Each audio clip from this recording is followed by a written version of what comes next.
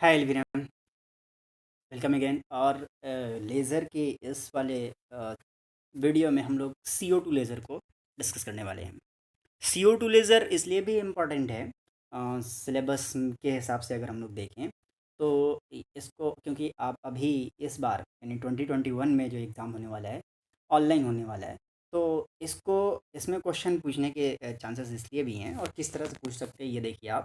इसको 1964 में पहले तो बनाया गया था, और बनाने वाला जो है वो इंडियन बेस्ड अमेरिकन साइंटिस्ट, नाम क्या है, CKN पटेल। तो इस हिसाब से देखा जाए तो ये इसलिए भी इम्पोर्टेंट है, पूछा जा सकता है क्वेश्चन में कि इसको बनाने वाला कौन था और कहाँ का बेस था। हालांकि अमेरिकन अमेरिकन साइंटिस्ट है, लेकिन इंडियन बेस्ड है, CKN पटेल। ठीक है, नाम से ही समझ में आ रहा होगा। 1964 में बनाया गया था। It is first molecular gas and highest power continuous wave laser. ठीक है, पहला जो है मॉलिक्यूलर गैस, पहला मॉलिक्यूलर वो था, लेज़र था। इससे पहले जो भी बनाया गया वो एटॉमिक लेज़र बनाया गया, atom, helium atom, neon atom. ठीक है, लेकिन ये मॉलिक्यूलर था, कार्बन डाइऑक्साइड। ठीक है, उसके बाद और high power continuous wave laser है, हाई पावर का लेज़र है। कंटिन्यूअस तो हीलियम नियॉन भी था, लेकिन वो एटॉमिक था। ठीक है, अब इसका जो पावर होता है वो कुछ पावर से लेकर के 15,000 वाट वाट तक जा सकता है। तो सोच सकते हैं आप कितना ज़्यादा जा सकता है। आपने सुना होगा, तुमने सुना होगा कि लेज़र का यूज़ जो है किया जाता है जब हम लोग एक बड़े बड़े कार्गो शिप चलाते हैं और बड़े बड़े कार्गो शिप में के आगे बड़ी बड़ी मछलियाँ आ जाती हैं, तो उसको काटा जाता है, लेज़र लाइट से भी काटा जाता है। तो इनका इस्तेमाल भी किया जाता है, लेज़र लाइट का इस्तेमाल किया जाता है उन सब कामों में। ठीक है, और देखते हैं हम लोग कार्बन डाइऑक्साइड लेज़र को समझने से पहले जो है अपने को 3 तरह के मोड्स ऑफ वाइब्रेशन समझना पड़ेगा। पहला सिमेट्रिक है, दूसरा असिमेट्रिक है और तीसरा बेंडिंग है। ठीक है, सिमेट्रिक मोड्स ऑफ वाइब्रेशन क्या होता है देखते हैं हम लोग।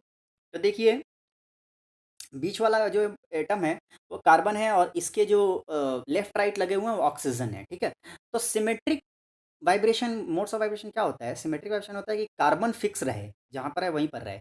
ऑक्सीजन इधर उधर इधर उधर इधर उधर जो है टू एंड फ्रो, इधर उधर करे, तो उस वाइब्रेशन को कहते हैं सिमेट्रिक वाइब्रेशन। ठीक है, तो इसको लिख भी दिया है मैंने। Carbon is fixed, oxygen vibrates along the axis, departing and approaching the carbon. ठीक है, कार्बन के पास आना, कार्बन से दूर जाना, उस एक्सिस पे ऐसे ऐसे करे, तो उसे कहते हैं सिमेट्रिकल स्ट्रेचिंग।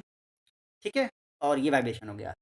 दूसरा जो है वो है असिमेट्रिकल स्ट्रेचिंग। ठीक है, तो असिमेट्रिकल स्ट्रेचिंग का मतलब कार्बन एक डायरेक्शन में जा रहा है तो ऑक्सीजन उसके दूसरी डायरेक्शन में जाए, कार्बन इस डायरेक्शन में जाए तो ऑक्सीजन इस डायरेक्शन में जाए।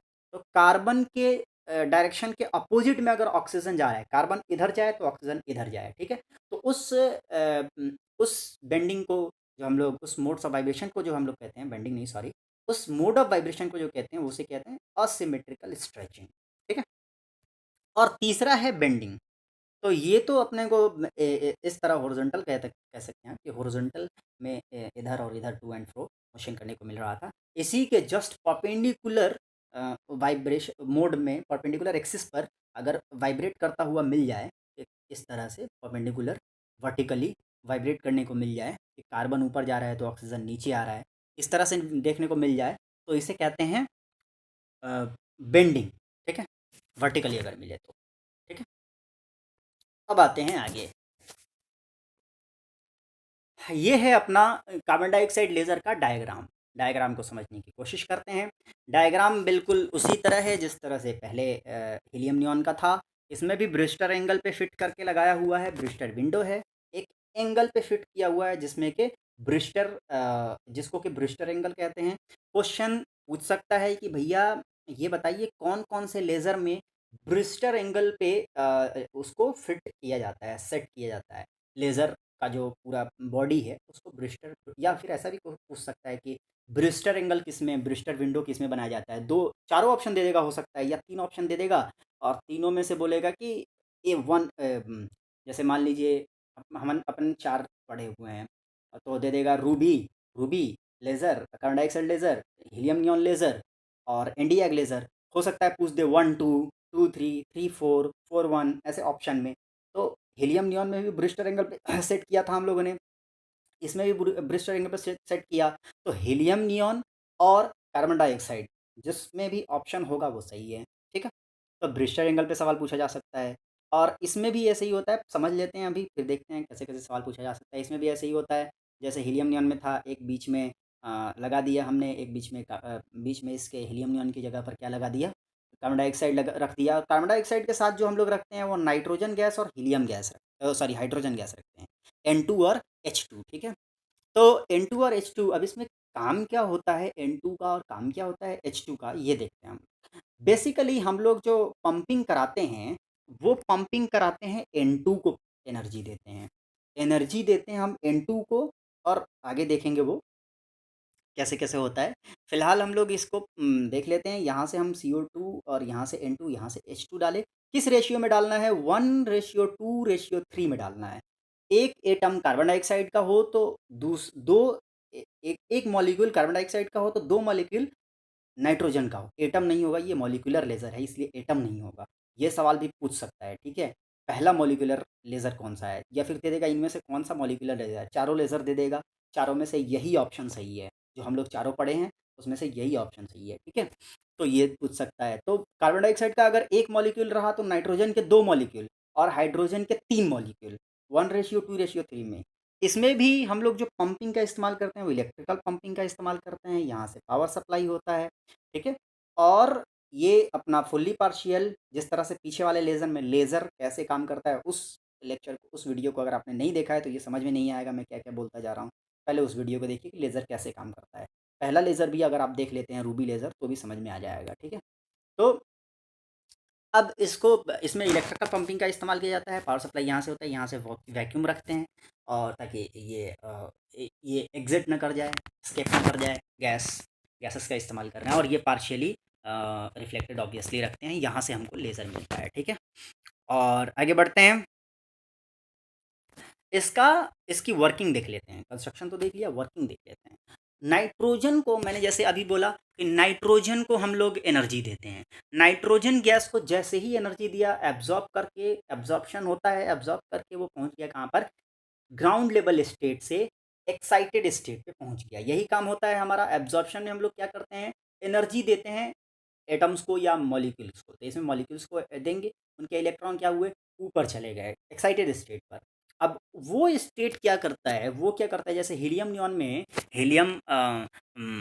में एक को हम लोग पंप करते थे, वो दूसरे को अपनी एनर्जी ट्रांसफ़र कर देता था। ठीक उसी तरह से नाइट्रोजन को हमने पंपिंग किया, नाइट्रोजन अपनी एनर्जी कार्बन को ट्रांसफ़र किया, कार्बन डाइऑक्साइड को, CO2 को। ये अब क्या हुआ, ये यहाँ से फिर पहुँच गया इस पर, क्या कहते हैं, कार्बन डाइऑक्साइड का जो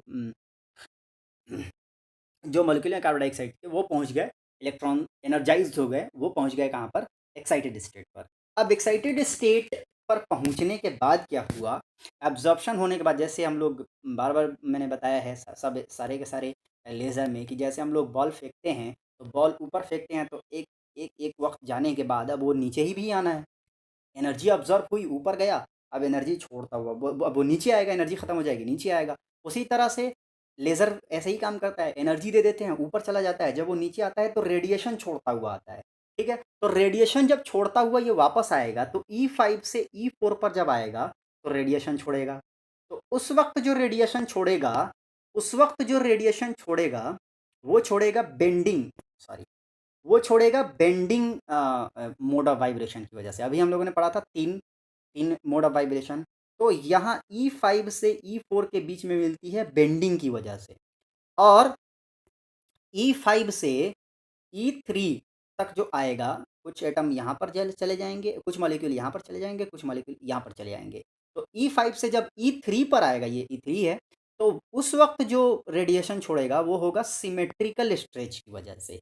तो यहाँ पर तो ये सवाल पूछा जा सकता है कि E5 से E4 तक जो आता है वो कौन से मोड ऑफ वाइब्रेशन की वजह से एनर्जी वहाँ रेडिएशन वहाँ मिलता है, ठीक है। तो ये होगा जवाब बेंडिंग। और E5 से E3 पर जब आता है तो कौन से मोड ऑफ वाइब्रेशन की वजह से हमको रेडिएशन मिलता है, तो जवाब होगा सिमेट्रिक स्ट्रेच। और यहाँ पर जब चला आता है E2 पर जब चला आता है तो इसको नीचे भी भेजना होता है, तभी जाकर के फिर से इसको पंपिंग कर पाएँगे और फिर एनर्जी को ऊपर पहुँचा पाएँगे, फिर लेज़र मिलेगा। तो नीचे अपने आप नहीं जा पाता तो हम लोग यहाँ हीलियम एटम ऐड कर देते हैं तो वो नीचे बैठ जाता है, ठीक है? तो इस तरह से हीलियम एटम ऐसा पूछ सकता है कि हीलियम एटम एक तो क्यों ऐड किया जाता है, एक कहाँ ऐड किया जाता है? तो ऑब्जेक्टिव में पूछा जा सकता है। इस बार ऑब्जेक्टिव एग्ज़ाम लेने वाले बार-बार कह रहा हूँ मैं 2021 में आरजेपीवी ऑब्जेक्टिव लेने वाला है। तो ऑब्जेक्टिव के हिसाब से इस पे ध्यान मैं दिया जा रहा हूँ, ठीक है? तो हाइड्रोजन एटम कहाँ ऐड किया जाता है? E2 पर, एनर्जी लेवल 2 पर, है ना? कार्बन डाइऑक्साइड की एनर्जी लेवल 2 पर। और क्यों? क्योंकि वो अपने आप ग्राउंड स्टेट पे नहीं आ रहा है, तो ग्राउंड स्टेट पे लाने के लिए उसमें हीलियम एटम ऐड किया जा रहा है ताकि फिर से उसको एक्साइटेड करके फिर से हम लेज़र ला सकें, ठीक है? आगे बढ़ते हैं। कैरेक्टरिस्टिक्स देख लेते हैं और एप्लीकेशंस देख लेते हैं। तो कैरेक्टरिस्टिक्स की बात करें तो ये एमिट करता है कितना, टिपिकल इसकी वैल्यू देखें तो 9.6 है। वैसे इसका रेंज कितना होता है? 9 से लेकर के 11 माइक्रोमीटर 9 से लेके 11 माइक्रोमीटर के बीच में ये जो है लेज़र छोड़ता है। डिस्चार्ज एक्साइट्स N2 मॉलिक्यूल, मैंने अभी बताया था कि जो हम लोग पंपिंग करते हैं वो N2 मॉलिक्यूल को जो है एक्साइट करता है। N2 मॉलिक्यूल को हम एनर्जी देते हैं और वो अपनी एनर्जी ट्रांसफ़र कार्बन को करता है, तो वही मैंने यहाँ लिखा है। और अभी बता भी दिया था वो structure arrangements is similar to argon laser. ये सवाल पूछा जा सकता है कि कौन से लेज़र का जो स्ट्रक्चर अरेंजमेंट होता है वो आर्गन लेज़र की तरह होता है, ठीक है? आर्गन लेज़र एक तीसरे प्रकार का लेज़र है, जैसे सॉलिड स्टेट लेज़र है, जैसे वो अपना गैसियस लेज़र है। दो अपने सिलेबस में है, आर्गन अपने सिलेबस में नहीं है, तो आर्गन एक तीसरी तरह का लेज़र है, ठीक है? तो इस तरह से पूछा जा सकता है कि इनमें से कौन सा, चार ऑप्शन दे देगा, इस बोलेगा इनमें से कौन सा जो है आर्गन लेज़र की तरह स्ट्रक्चर किया जाता है, ठीक है? बनाया जाता है या अरेंज किया जाता है। तो ये आपको जवाब देना है। अब इसमें CO2 is mixed with N2 and H2। अभी मैंने बता दिया 1:2:3 किस रेशियो में मिलाया जाता है वो भी पूछ सकता है 1:2:3। टिपिकल पावर इज़ 500 से लेकर के 15,000 मैंने अभी बता दिया था। और CW ऑफ एफिशिएंसी ऑफ 30%, तो इसकी एफिशिएंसी पूछी जा सकती है कि कितने परसेंट हो सकती है, तो वो यहाँ देखिए 30% होती है, ठीक है? ये पूछा जा सकता है। एप्लीकेशन की बात करें अगर, तो लेज़र कटिंग में या वेल्डिंग में, कटिंग में मैंने बताया था कटिंग में इस्तेमाल किया जाता है। बड़े बड़े लोहे को जो काटने के लिए लेज़र का इस्तेमाल किया जाता है। फिल्मों में आपने देखा होगा, बहुत सारे हॉलीवुड की मूवी में अगर आप देखें तो लॉक को काटने के लिए या लोहे को काटने के लिए, दरवाजे को काटने के लिए उसका इस्तेमाल करते हैं ये लोग, है ना? तो लेज़र कटिंग, ठीक है, उसमें इस्तेमाल किया जाता है। इंडस्ट्रियल हाई पावर रिक्वायरमेंट, अभी मैंने बताया कार्गो शिप में उनको बनाने में या उसको तोड़ने में, बनाने, इस सब में इस्तेमाल किया जाता है, ठीक है? Military range finding using lidar technique, एक लिडार टेक्निक होती है जिसमें कि हम सिग्नल भेज करके उसका काम करते हैं, उसमें भी इस्तेमाल किया जाता है, ठीक है? फाइंड आउट करने के लिए मिलिट्री का बेस कहाँ पर है, तो लिडार टेक्निक किसी दिन पढ़ेंगे तो उसमें समझेंगे कैसे इस्तेमाल किया जाता है। एक टेक्निक है जिसमें इस्तेमाल किया जाता है पावर, वो सिग्नल भेज करके और फाइंड आउट किया जाता है कि कहाँ-कहाँ पर जो है अपने सामने वाले, या तो सामने वाले का भी कह सकते हैं कि अपने सामने वाले जो हमारा विरोधी है उसके कैंप्स कहाँ-कहाँ लगे हुए हैं, ये भी इस्तेमाल किया जाता है, वहाँ भी इस्तेमाल किया जाता है। और तो लिडार टेक्निक जब डिटेल में पढ़ेंगे तो वहाँ ज़्यादा समझ में आएगा, अभी इतना समझ लें, वहाँ भी इस्तेमाल किया जाता है मिलिट्री में। मैन्युफैक्चरिंग ऑफ माइक्रोफ्लूइडिक डिवाइस, माइक्रोफ्लूइडिक डिवाइस में इसका इस्तेमाल, या इसका एग्जांपल मैं आपको भी मेरे ख्याल में मेरे दिमाग से, जहन से निकल रहा है। इसका इसका इसका एग्जांपल मैं आपको ज़रूर बताऊंगा, अभी मेरे दिमाग से निकल रहा है। चलिए एडवांटेजेस और डिसएडवांटेजेस देख लेते हैं। एडवांटेजेस और डिसएडवांटेजेस की अगर बात करें तो पहली बात तो ये, एडवांटेजेस की बात करें तो पावरफुल होता है और इफ़िशियंसी ज़्यादा होती है। अभी मैंने बताया था पावरफुल होता है, 15 हज़ार वाट तक जो है दे सकता है। और कहाँ-कहाँ इसका इस्तेमाल किया जाता है कि लोहे को काट दे रहा है, और कैसे-कैसे चीज़ें इंडस्ट्रियल में इस्तेमाल किया जा रहा है। तो पावरफुल तो होगा ही, ठीक है। Continuous wave and pulse operation are possible, दोनों पॉसिबल हैं। रूबी लेज़र जो है पल्स की तरह चलता था, पल्स की तरह, और ये कंटिन्यूअस भी चलता है, पल्स भी चलता है, दोनों पॉसिबल हैं, ठीक है। Offer low cost per watt in addition to beam quality, beam quality को सुधारने में कम से कम खर्चा में ये सुधार देता है, ठीक है। लॉन्ग लाइफ 20,000 आवर, 20,000 घंटे जो है ये चल सकता है, ठीक है। स्मॉल साइज पर वाट ऑफ आउटपुट पावर, ये सब इसके एडवांटेजेस हो गए। डिसएडवांटेजेस की बात करें तो divergence is greater than helium neon और आर्गन लेजर। इसका डाइवर्जेंस थोड़ा ज़्यादा होता है, डाइवर्जेंस इसका ज़्यादा हो तो वो लेज़र घटिया हो जाए, क्योंकि डाइवर्स हो जाएगा, इधर उधर हो जाएगा। तो डाइवर्जेंस ज़्यादा नहीं होना चाहिए, स्ट्रिक्ट होना चाहिए, जिस पॉइंट पे जा रहा है उस पॉइंट पे स्ट्रिक्टली जाना चाहिए, तो डाइवर्ज नहीं होना चाहिए, ठीक है। क्योंकि ये लेज़र और नॉर्मल लाइट में यही अंतर है कि वो नॉर्मल लाइट डाइवर्ज हो जाती है, ठीक है, और लेज़र एक पॉइंट पे स्ट्रिक्टली जाता है, ठीक है। लेकिन डाइवर्जेंस इसमें ज़्यादा हो जाता है, हीलियम नियॉन और आर्गन लेज़र के मुकाबले में इसमें डाइवर्जेंस ज़्यादा होता है। बीम की अगर बात करें तो बीम विड्थ की जो है 3 मिलीमीटर से लेकर के 100 मिलीमीटर तक जा सकती है। ज़्यादा बीम विड्थ नहीं होनी चाहिए, लेकिन इसमें ज़्यादा हो जा रही है, ठीक है। Short and thick optical cavity, optical है ये, सॉरी टी है। Short and thick optical cavity, optical cavity ज़्यादा होगी तो वो लेज़र जो है वो इंटेंसिव नहीं मिल पाएगा, ज़्यादा अच्छा नहीं मिलेगा। तो इसमें जो है थिक ऑप्टिकल कैविटी मिल रही है, तो इसलिए ये बढ़िया, ये डिसएडवांटेज है इसका।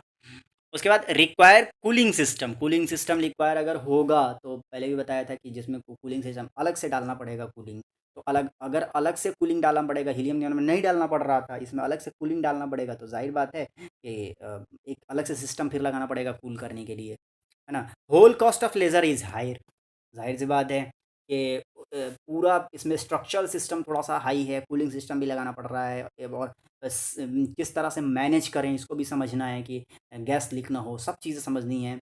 तो इसलिए इसका जो कॉस्ट जो है वो हायर हो जाता है, इसलिए इंडस्ट्रियल इलाके में, मिलिट्री में, इन सब में इस्तेमाल किया जाता है। नॉर्मली हम लोग इस्तेमाल नहीं कर सकते। तो ये था अपना कार्बन डाइऑक्साइड लेज़र। और इससे आगे जो है हम लोग पढ़ेंगे लेज़र के बाद, लेज़र पूरा ख़त्म हो चुका है। आगे आने वाले जो वीडियोज़ हैं, आगे आने वाले लेक्चर्स हैं, उसमें हम लोग पढ़ने वाले हैं इसी वी कोण, वी एंगल, ये सब क्या होता है, एक्सेप्टेंस क्या होता है, और उसके बाद एटेन्यूएशन क्या होता है, ये सब हम लोग पढ़ने वाले हैं। न्यूमेरिकल अपर्चर क्या होता है, तो वो पढ़ने वाले हैं। और लेज़र ख़त्म हो चुका है, लेज़र से रिलेटेड जो टॉपिक हैं थोड़ा सा वो पढ़ने वाले हैं। और तब तक के लिए खुश रहिए, और चैनल को सब्सक्राइब ज़रूर कर दीजिए, फैला दीजिए सब में, अपने दोस्तों से लाइक कमेंट शेयर ज़रूर कर दीजिए। जो प्रॉब्लम आती है उसको यहाँ पे आप कमेंट सेक्शन में भी लिख सकते हैं, और अगर कमेंट सेक्शन में नहीं लिखना चाहते हैं तो आप हमें यहाँ पर ईमेल भी कर सकते हैं, कॉन्सेप्ट 2021 academy, यहाँ आप @gmail.com, यहाँ आप ईमेल भी कर सकते हैं, ठीक है। मिलते हैं फिर अगले वीडियो में।